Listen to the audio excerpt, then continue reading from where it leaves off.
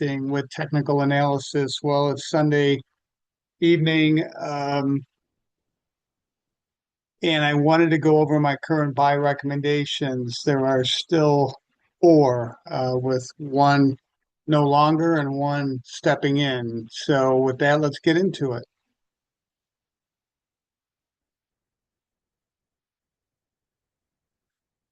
Okay, so the S&P 500, this is one that I've shorted many times and have did well back here. I'm not going to recap all of that.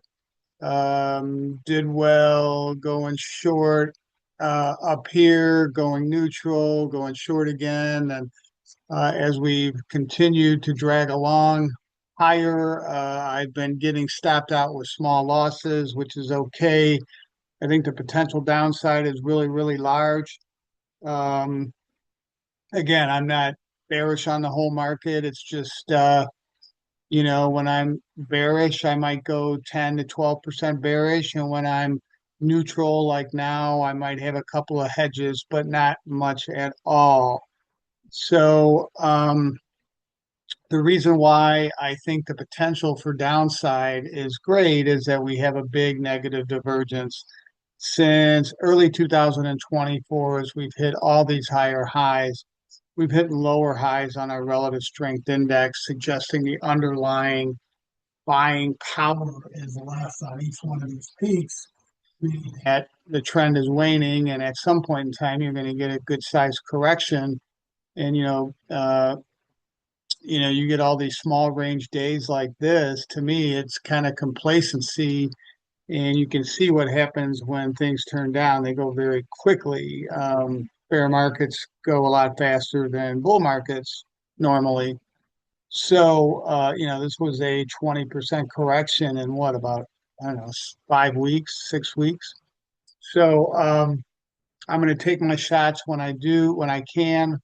I did get stopped out at 60. Here, let's go to the shorter term chart here. We're going to look at just the daily chart. Each one of these candlesticks represents a week of price action. Let's take a look at the daily chart.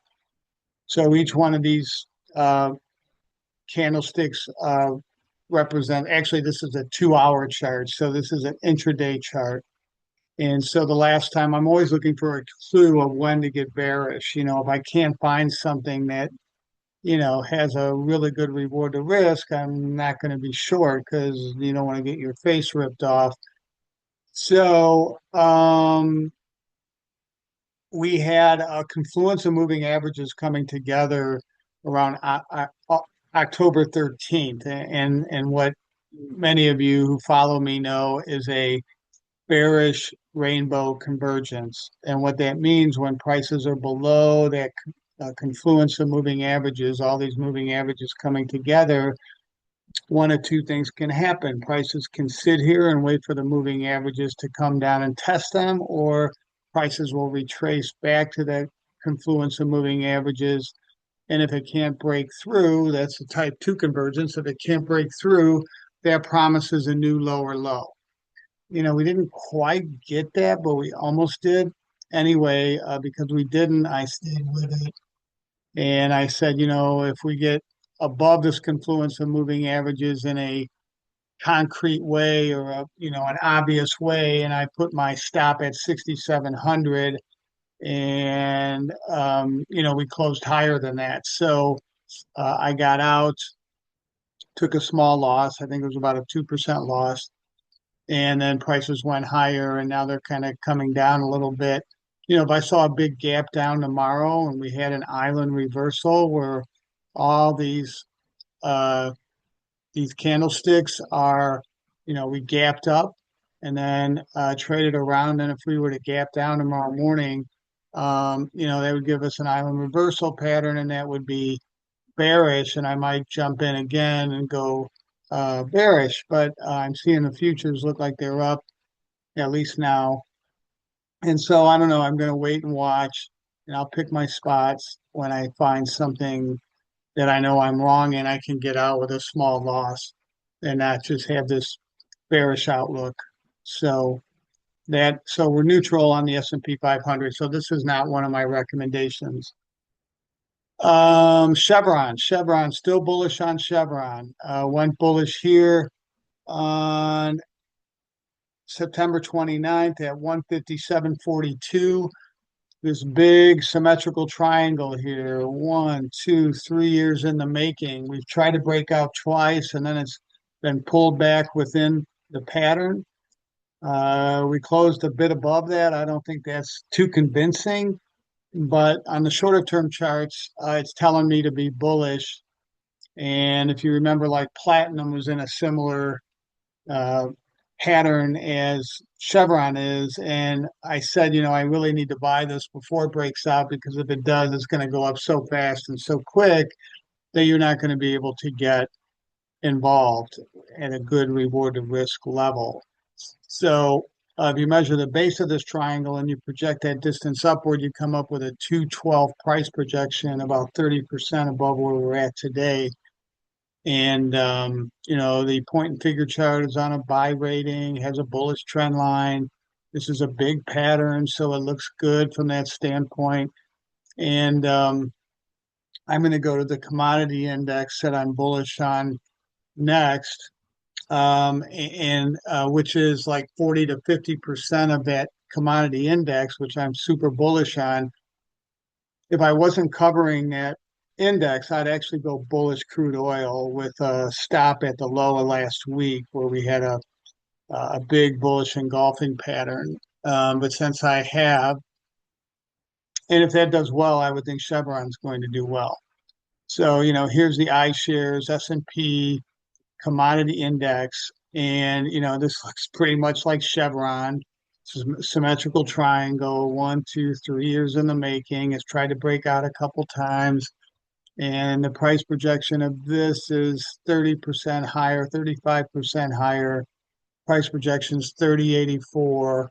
And so, here's my buy rating. Here's why I went bullish.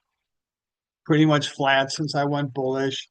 And so I have enough in this arena with the commodity index. Now, the great thing about this versus just crude oil is you also have copper, which looks really good also.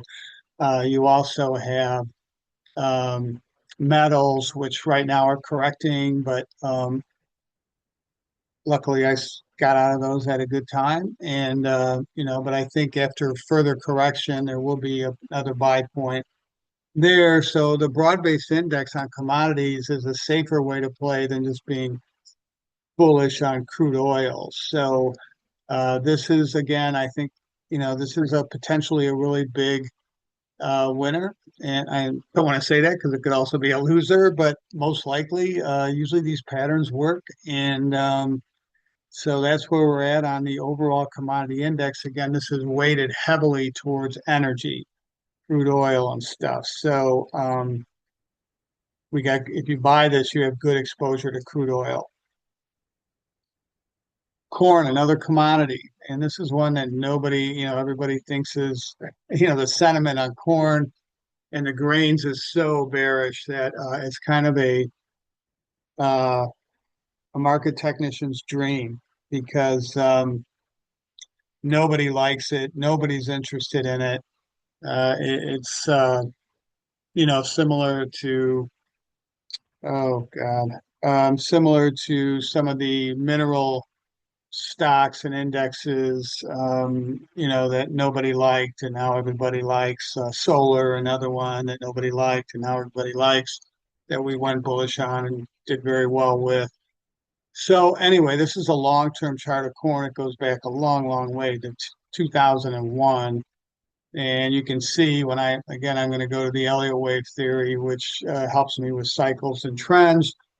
One tool I use, though, I'm not an Elliott wave only person. I try to use as many things that I can to get advantages. So here we have 1, 2, 3, 4, and 5. Within 5, we have 5. 1, 2, 3, 4, 5. So we had 5 ways up.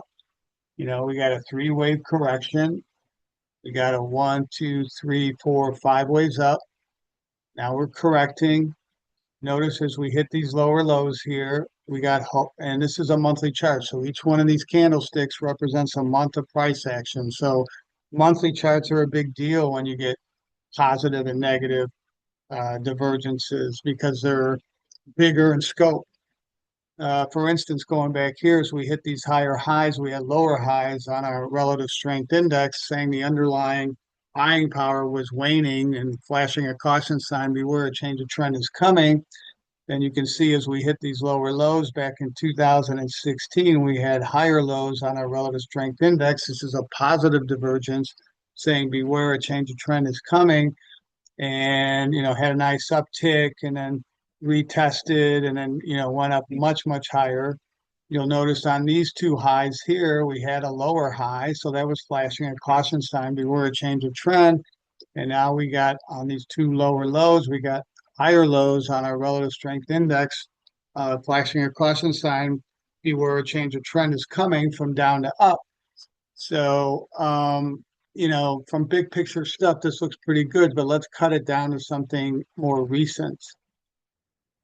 First of all, let's talk about seasonality here because it's obvious you don't want to own.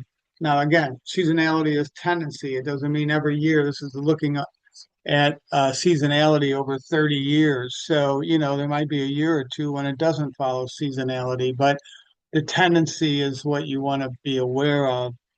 And you can see from like June to the end of September, normally it doesn't do very well, where we're now entering into the bullish time for corn. And so, and then it continues into January through May. So, anyway, it's one thing in our favor. Now we're looking at a shorter term chart. We're just looking at August. Okay. So, look at this big downtrend. And look at, I should have highlighted this from low to low. We had a higher low, higher low. But what I really like here is the fact that we have an impulse wave or a five wave advance, one, two, three, four, and five. So that tells me that the trend is up. And then going down here on the correction, we have three waves, and three waves are corrective waves. So if that's true, we have our first wave up off the bottom. We have the second wave down, and that means we're entering the third wave, which are you that follow me are the most powerful, the most profitable, and uptrends. Um, and uh, and so I like to get in front of those. We're off to a pretty good start here, but we need more. If this is a third wave, it should really get going. This is the actual futures, corn futures. So let's take a look at the ETF. It's not as clear as the futures chart, but here we have a five waves up. We had our two wave correction, and now we're entering a third wave. Hopefully, if it is, we'll know right away. This thing will really get going. So, corn, not something that a lot of people are going to get excited about, but I think we can make a lot of money on this. And my new buy recommendation, Ethereum. Again, this is a big pattern. This is again a symmetrical triangle, two converging trend lines. This was 1, 2.5 years. I think, a lot of crypto is bubble mania. So I just try to trade this without a name on it. I'm gonna, put my normal amount of money in, whatever that is for you based on your risk profile, and something like this. I might have up to 5% in it at some point. Um, that's it. And it's volatile. I don't want to have a lot of risk. But, we have all the necessary touches here and we broke out and now we're getting a retest. So I don't like to chase on the way up. But we did get a pullback here and it's sitting right on the support line, which is a resistance line, which is now support since prices are above. Let's take a look at the ETF.